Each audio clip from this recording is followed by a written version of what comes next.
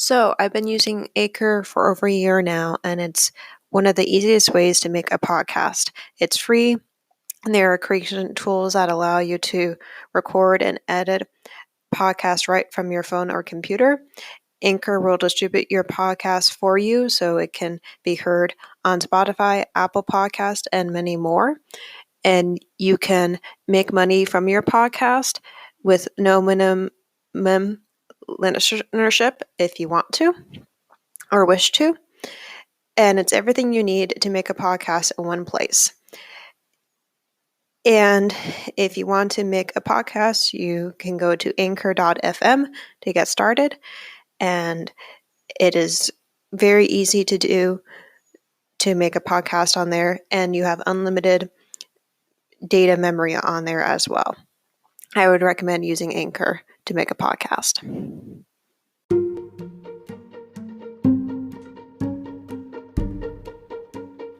Hi, I am Jennifer Purcell, and welcome to my podcast, Living with an Invisible Learning Challenge, where we will discuss, discover, and learn more about the challenges and triumphs of those with NLD and other learning challenges. I do have a website for this podcast, and it is called livingwithnld.com. I also have a Facebook, Instagram, and Twitter account for the podcast. They are all under the same name, which is Living with NLD. I also have a YouTube channel for the podcast, which can be found by Googling the title of the podcast, which is Living with an Invisible Learning Challenge. I would like to tell you about a nonprofit that I use for my research for this podcast. It is called the NLD Project, and I use their blog for my research. They are a nonprofit that is based in New York and is trying to get NVLD back on the DSM, and they provide many resources for people with NVLD on their website. I'll provide you with the website for them in the podcast description. All proceeds from the ads on this podcast will be donated towards the NVLD project. Please feel free to explore the other topics on the podcast, and hopefully you will learn something new from them. I hope you enjoy today's episodes.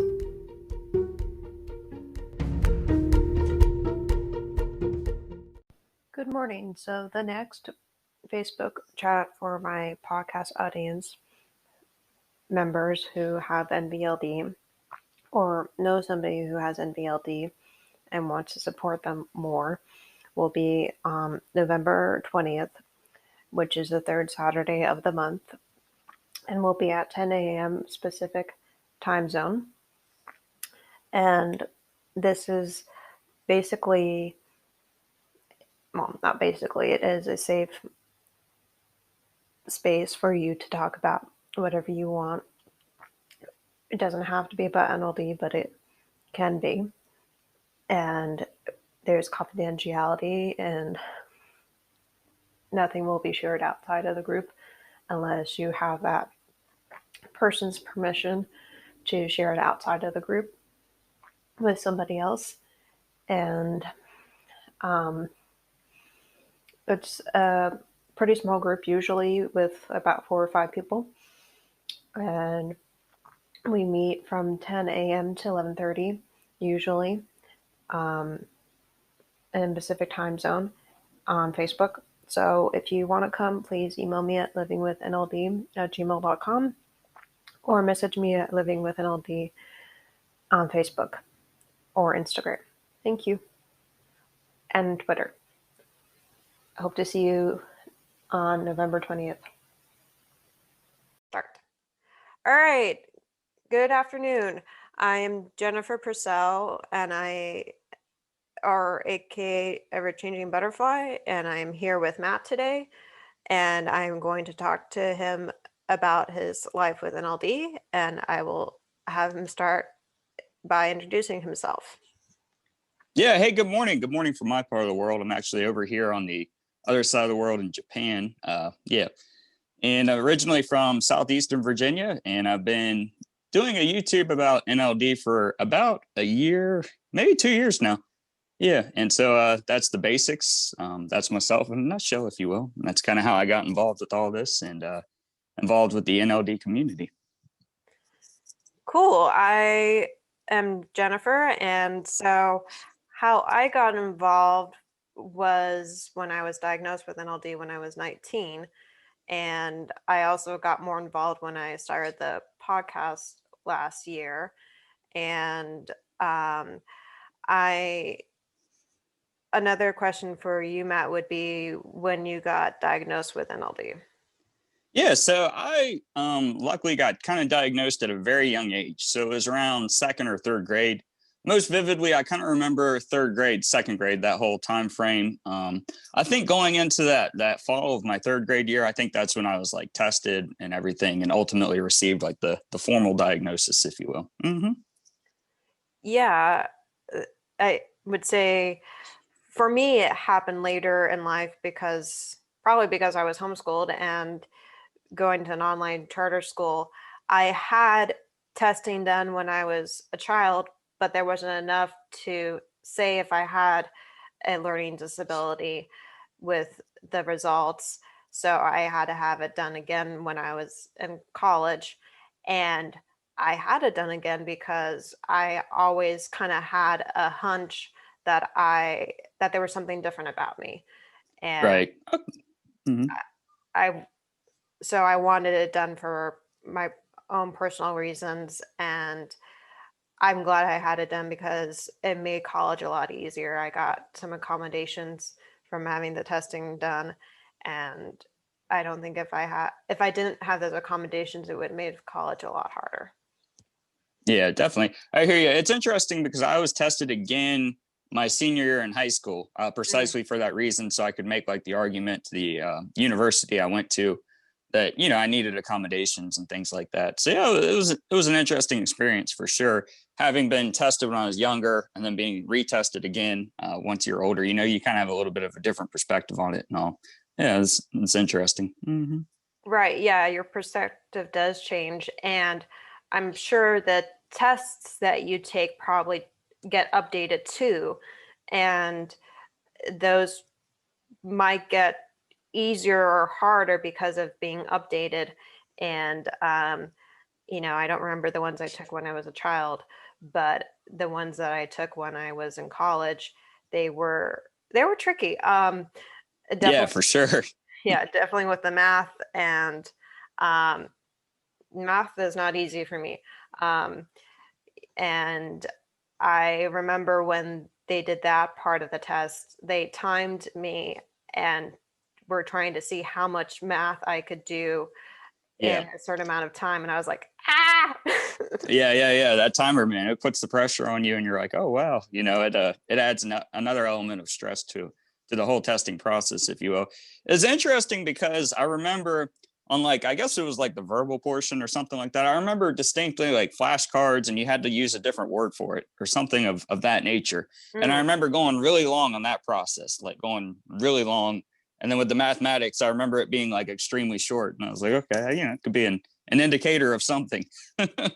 Yeah, I would say it was longer on the verbal part too, because for me, with the verbal piece, I don't remember the name of the test, but what they did was they were testing me on. So let's see if I can describe this correctly. They were playing an audio of a conversation, and they would try to have me guess the emotion behind the people in the conversation. And all I had Okay. was the audio of the people in the conversation. And so that was kind of tricky because you don't have any body language there. And, Yeah. that's you sometimes you need body language to see what the emotion is of somebody. And that was hard for me because what they wanted me to do was point at pictures of, like, basically emojis to that would simplify um, or express emotion, and they didn't have the emojis labeled. And so I was just guessing at what they meant, and I was like, my emoji vocabulary isn't very good here. Yeah, and it's completely subjective too, especially based purely on tonality and whatnot. Yeah, it's completely subjective. Right. And I was very curious. about what that was going to show, because I know for me, I have pretty good audio memory, but I know my social cues is one thing I've been working on, and I think I've gotten better at that. But I, since I've known I had NLD, I've been working on that. But I know when I was listening to that with the emojis, I was like, I don't know if that emoji is showing happy or mad. Right, right. It was Yeah, I difficult. can understand that for Um, sure. but one of the questions I usually ask people, and that sometimes this is hard to answer because you don't always know, but for you, do you know what caused NLD for you? So it's a really interesting question. In my case, is sort of unique in that regard, and that my mother, she's actually diagnosed with ADHD, but she is a speech language pathologist for the schools, and as such, she's very familiar with like special education and that whole gambit, if you will. And because of that, she kind of thinks that she has NVLD. So I'm Mm, wondering if it's like hereditary, and I possibly got it from her. It's that's just kind of our theory. Her and I have kind of discussed it a bit, and that's her theory and mine as well for sure. And kind of through my upbringing and testing and her just kind of watching me grow up, she kind of figured out about herself that she definitely has the same disorder I do. So yeah. I can relate to you with that also. I think it's hereditary for me too, because my dad is adopted. He was adopted when he was a baby, and so we don't know that much about his biological family because of that. And I see many of the same characteristics that I have in my dad. And Interesting. yeah, it is interesting. And so I think it's genetic for me too. And he's not diagnosed with NLD or anything, but I can't help but see it through my own eyes because I have NLD.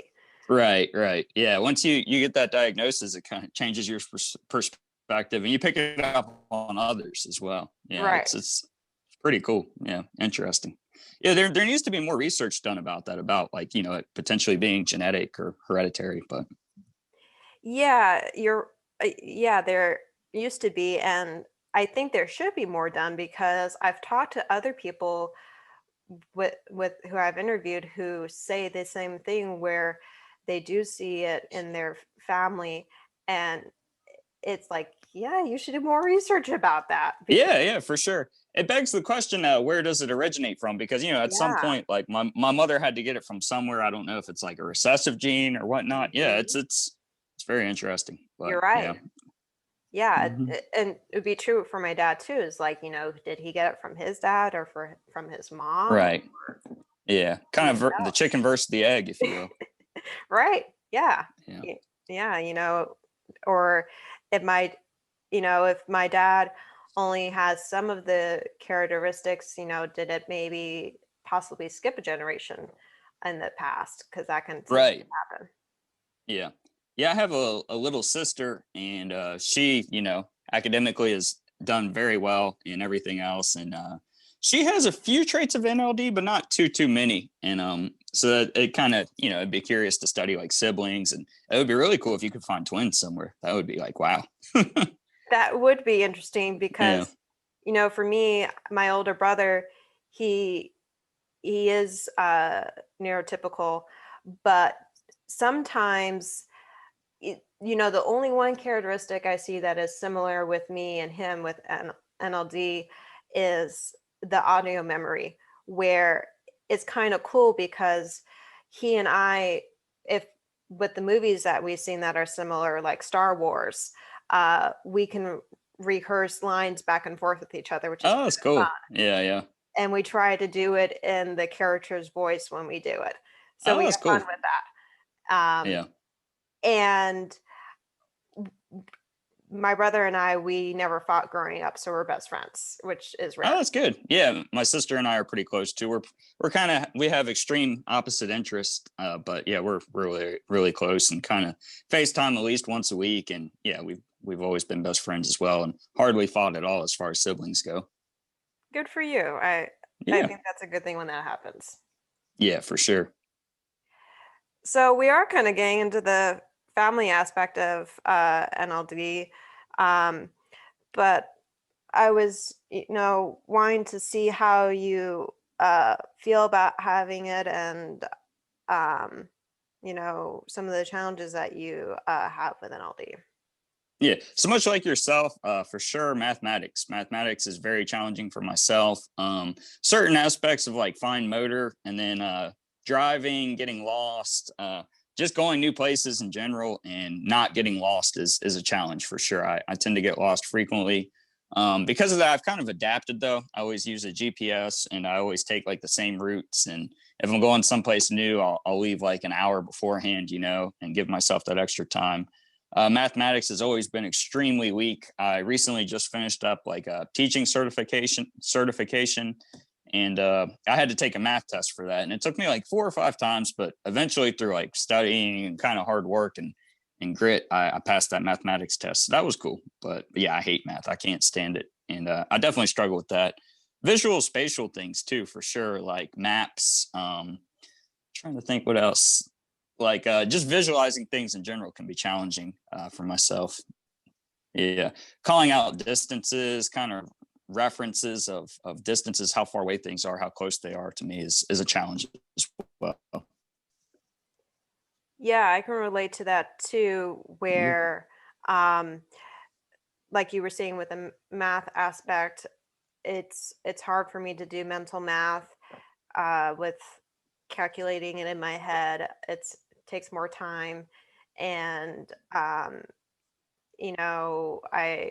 want to congratulate you on passing that math Yeah, test thank you. Yeah, it and was pretty sticking cool. with it.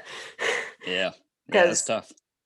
yeah, I I can remember when I was in college, whenever I had to do a math class, Yeah, one of the ones I actually had to retake was statistics, because yeah, I had to pass that for my major, sociology, and I didn't pass it at UC Berkeley, so I had to retake it at community college, and I worked my butt off to pass it. yep. Um, and it was even harder taking it at community colleges because they only had one tutor for that class. Oh wow, yeah, that's Yeah. tough. And so I basically got that B all on my own because I would research the So you answers. got a B? Yeah. That's awesome. Wow, Thank that's you. cool. I Yeah, would research the answers online. I would retake the tests as many times as I needed to because they were online. You could retake them, yeah, uh, yeah, which was fortunate. And I would I had the accommodation to use my calculator to check my work, because right. with all those formulas, I remembered when to use them, but I couldn't remember all those symbols. Yeah, right. I know what you mean. Yeah. Yeah, I took statistics too. It's funny you mentioned your sociology. Initially, I was criminal justice and ended up changing my major, but yeah, so I did statistics and I got a D minus. I struggled. I took it in the summer. I took it by itself alone. I had a tutor. He came like 3 or 4 times a week, and I would study on my own and everything. And it was tough. But yeah, I got a D minus. I scraped by and I passed it. And maybe the professor was looking out for me or something, but I was so thankful. I was like, yes. Yeah. Yeah. Unfortunately, I didn't need a C. So yeah, but for my major, I had to take it. And I ended up switching to history later on. And I think it was required for history too, but luckily I'd already knocked that out of the park. But yeah, that was painful. Yeah. Yeah, that I can relate to that. I mean, I failed it at Berkeley because I well, simply because I didn't go to class because I was being Yeah. lazy and didn't want to go to class because Right. I didn't have any friends in the class and wasn't motivated to go. Yeah. Yeah. That's understandable. That social aspect of, Right. yeah. Um, but I learned the hard way and was like, oh crap, I have to pass this. Yeah. Yeah. Definitely. So, but I can relate with the visual spatial part too, because when I drive, I don't drive as much as I used to because of COVID. Um, but when I used to drive, it it was hard because of the visual spatial piece, and I would get lost with going to a new place too, so I would use the GPS also. Um, and I would um, I would try to use the same route every single time I would go to a place so that I'd be Yeah. familiar with it. And I I when I do drive now, I just do it to try to practice that skill so I don't lose it. And because I haven't been driving as frequently as I used to, I feel like I have to relearn it. And um, my mom's been helping me with that. And because it's hard for me to feel my body in the car when I go to Yeah. park the car in the parking lot, it's like, okay, I'm trying to imagine cars on either side of me so I don't run into them. It's difficult. Yeah, absolutely. I know what you mean. Yeah. So I have a unique experience with all that. Two different things that came to mind. One is being in Japan, they drive on the left side of the road. So I had to switch to I driving on didn't the know left that. side. Yeah, it's crazy. It's crazy. It actually, for me, anyways, it's easier. It makes more sense. Like when you Hmm. start doing it, it becomes easier over time. I don't know what it is. It makes more sense, and it definitely makes turning easier for sure. To me, anyways. But one thing also about Japan is very much cultural, and part of their culture and everything is they take everything to like the next level of difficulty as well as quality. And Mm-hmm. so one thing that they absolutely do here in every parking lot is they back in. And I hate backing up. That's been a challenge for me. I've Mm. gotten kind of used to it. They're also very, very patient, very kind people. So like if they see you struggling a bit or whatever, they don't care. They don't like honk at you or anything. They're very Oh, respectful of that aspect. So that's kind of cool. But yeah, that's been a challenge. And then I also was in the military briefly, or well, not briefly, I guess for 7 years. I was in the Coast Guard Reserves. And wow. as such, I was a boat driver. Like that was my job, basically. I was a bosun's mate, and that's what we did. We drove boats. And I struggled with that for sure. I probably should have chosen, looking back on it now, hindsight being 2020, I should have chosen a different job for myself, something more along with the lines of working with people. But that was a challenge because with a boat, it's very difficult to visualize everything, and it's kind of the opposite. Like it's hard to describe. It's hard for me to visualize and stuff, but like when you turn to the left, the engines turn like the opposite way, kind of sort of. It's weird. It's a weird thing. And yeah. Backwards. Yeah, it was a challenge. Yeah. Yeah. And then the dexterity of it all is completely different too. Yeah, it's a whole different feel. And what you mentioned about like feeling your body and everything, now that you mentioned that, like you've got so many different things going on the water, that was probably a challenge for myself as well, looking back on it. Yeah. Mhm. Yeah, that makes sense because I know for me with driving, I'm more cautious with it because I've been in a couple accidents, but I've been Yeah. lucky where I nobody's gotten hurt with them. And so when I do drive now, I'm more cautious because, well, obviously Yep. because I don't want to get in any more of them.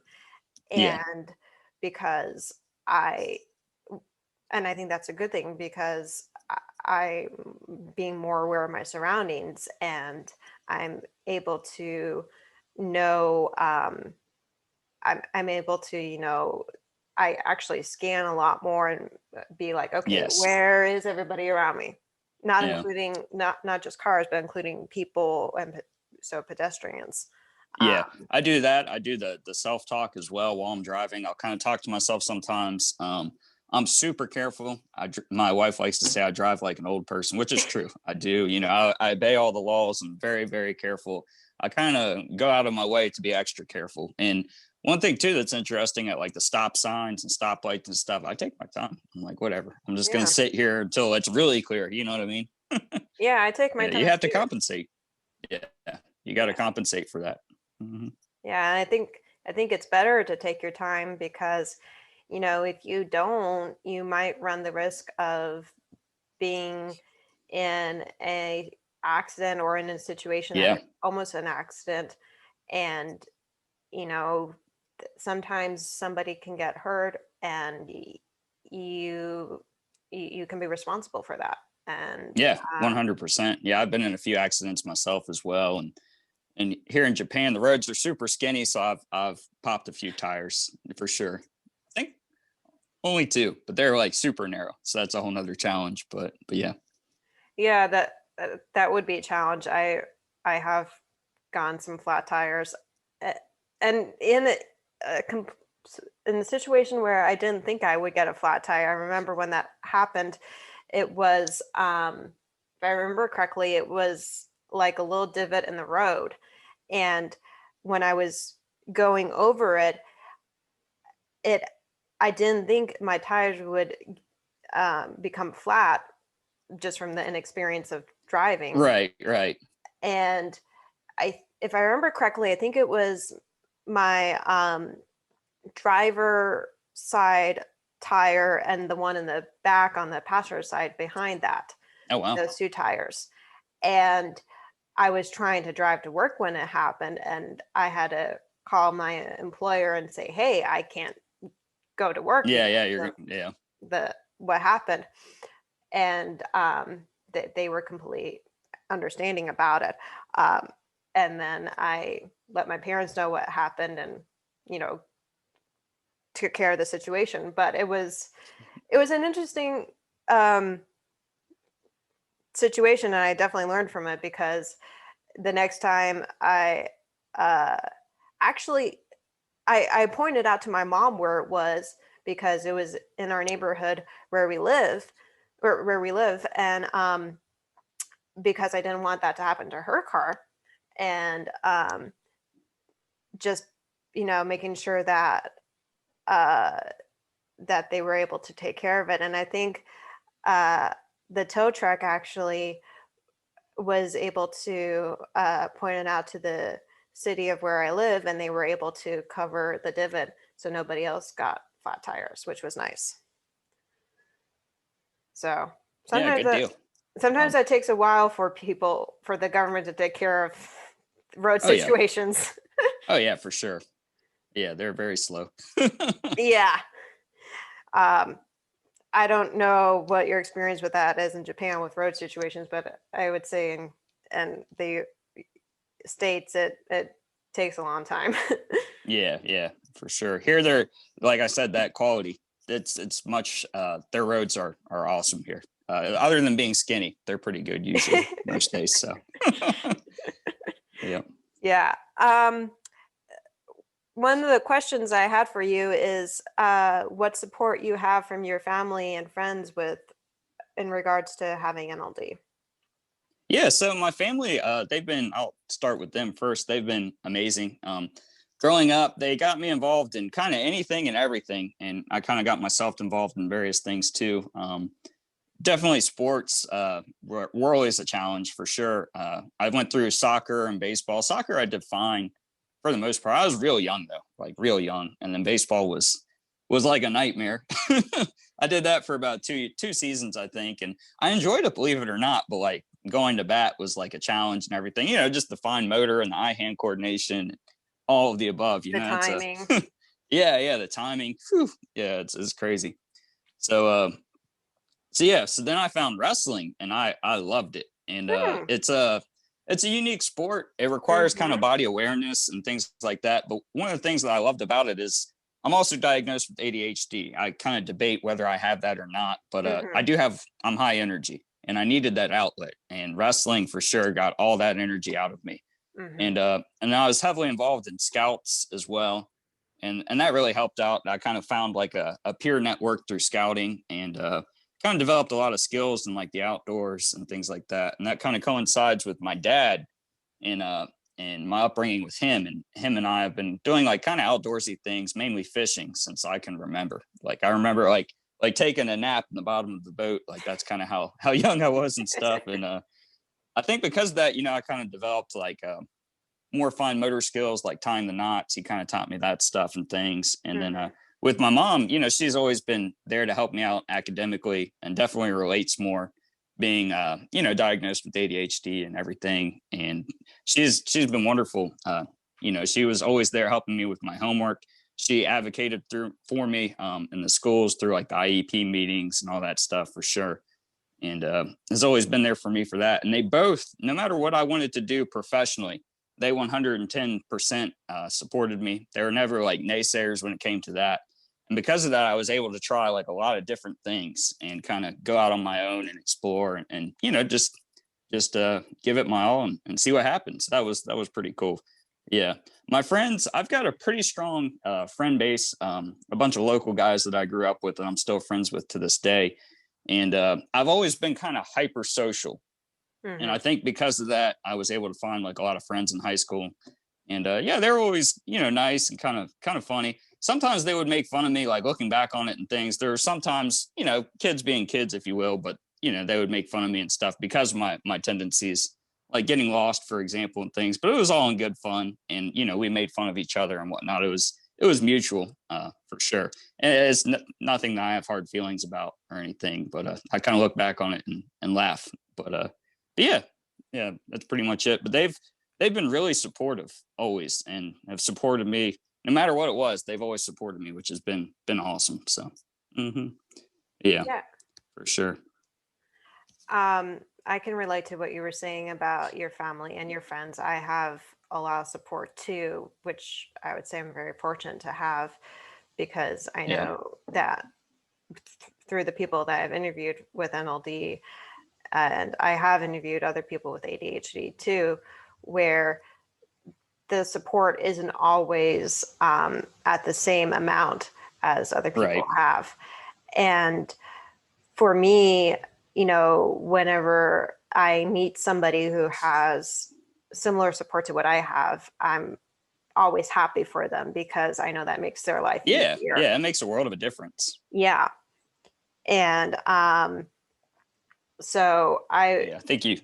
Yeah, you're welcome. And so, you know, I'm fortunate to have parents and a brother who also supports me and friends also who support me a lot. And I would say, like you, I did a lot of sports too growing up. I got into Aikido as a martial art because my brother was doing it. And I really liked doing that. It was a little tricky because of the visual part of it. You know, I didn't know I had NLD when I was doing it. Yeah. But I would say looking back at it, probably the tricky parts were, you know, the rolling in it, because it's a little bit like gymnastics where you roll a lot in Aikido. Yeah. And you also try to, for people who don't know that much about Aikido, I'll describe it a little bit, but you try to take your partner's energy and reflect it back to them in a way that doesn't hurt them unless they resist it. And it is a Japanese martial art. And it's kind of cool that I'm talking to you and you're in Japan and I'm talking about a Japanese martial art. Awesome. And I did it for quite some time. I started when I was 7 and I did it until I think I was 15. Wow. So I did it for a long time. And my brother, he got to black belt, which is one of the high belts. I almost got to black belt. I was like 2 belts away from black belt when I stopped doing it. I think I stopped because I got into, well, my brother, I'm trying to remember why I stopped. I think I kind of didn't like it as much as I used to. And which happens with activities that you try. Yeah, for sure. And I also, the other 2 that I did growing that I still do actually are skiing and running. Nice. My family does skiing, and my mom, you know, when she found out that I hadn't have NLD, she was impressed with how well I am at skiing because of the fine motor skills and the visual spatial piece of having to look ahead of you and not down at your skis. Yeah, right. Yeah. So you don't run into things. Um, and that is important because, with any sport, you want to be mindful of your surroundings. And like you were saying with wrestling, it lets you get rid of your energy. I found that true with skiing and running because I believe it. For me, I didn't do track. I did long distance running. And I know some people hate running, but I actually love running. And when I got into it, I was in high school, and I started with doing just 1 mile, and then I worked all my way up to doing, well, I've done 5 half marathons and 1 full marathon. So I've done a lot. Okay. Oh, wow. Yeah. That's wild. Awesome. Very cool. Yeah. So I've done a lot of running in my life, but I've done it because I love the endorphin high that it gives you. Right. Yeah. That was pretty cool. Pretty Yeah. interesting. Yeah, it's interesting with sports and NVLD and everything else. I use Right. NVLD, NLD, same thing. But Yeah. it's interesting because it seems like with kids, and looking back on our youth, reflecting on yours as well as myself, it seems like the more activities and kind of things you get them involved with, the better. The Right. more they develop those skills, that fine motor, that gross motor, socialization, just work ethic in general. It seems like you kind of really have to sort of throw them to the wolves and watch them struggle, and they'll find their way. And I think that's something that I'm very thankful for in my upbringing through scouting and wrestling and everything else. I think it pays dividends later in life. You still have your difficulties for sure, but they have been minimized based on your upbringing. Yeah, you're right about that. If that makes any sense at all. Yeah, it does make sense because, I can relate to that too, where I've been very active in the different sports I've done. I do fishing too. And okay, because I do that, I, can relate to tying the knots and trying to do the fine motor aspect of that. And that's not easy. No, it gets stressful. Yeah. And also trying to, take the hook out of the fish's mouth. Yeah. It's not easy. It's tough sometimes. Yeah, for sure. Depending on how deep it gets. Yeah, 100%. And, also trying to cast the pole out there. Yeah. To get it pretty far out. It can be tricky sometimes. And one of the new sports I was trying, that I've been doing recently with my brother is surfing. Okay. Which is tricky because, probably because of NLD, but also because when you're laying on the board and then you try to go stand up, what I was running into was let's see if I can describe this correctly. I was taking my hands off of the board too early. And so that would cause me to fall off.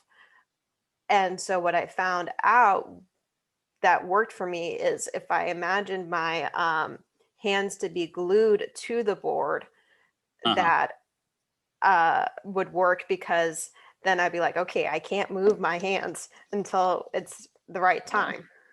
Right. Yeah, that makes sense. Interesting.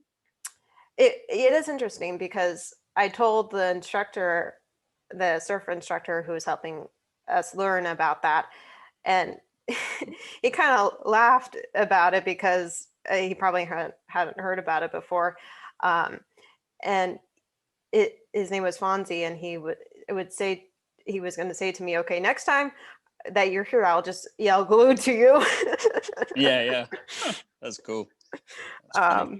Which would probably work. Yeah. That's cool.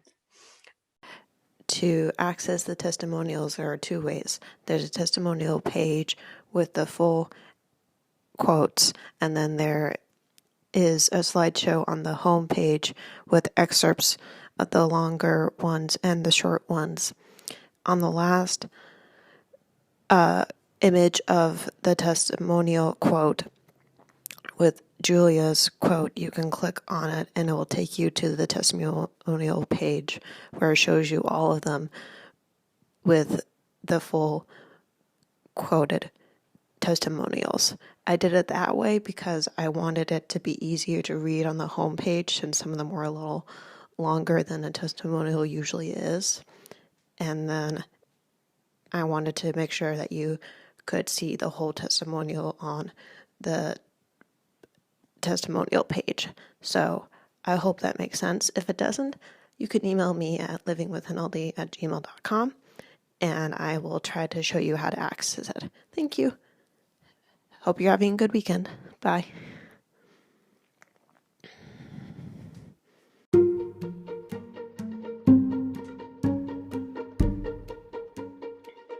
As I wrap up, there are some things I would like to share with you. I do have a website for this podcast. It is called livingwithnld.com. I also have a Facebook and Instagram page for this podcast. It is called Living with NLD. I will include the links for those in the description. In conclusion, I would like to hear from my audience. If you know individuals with NLD that I could interview for this podcast, please email me at livingwithnld@gmail.com. What are you interested in learning about NLD? I know I'm not an expert, but I do know I have the living experience of having it. I would like you to practice journaling about your gifts and differences. Also see if there is a way that you can make that difference become easier for you to do than it originally was. Thank you for listening today, and please go to my YouTube channel and subscribe to it. Thank you. Bye.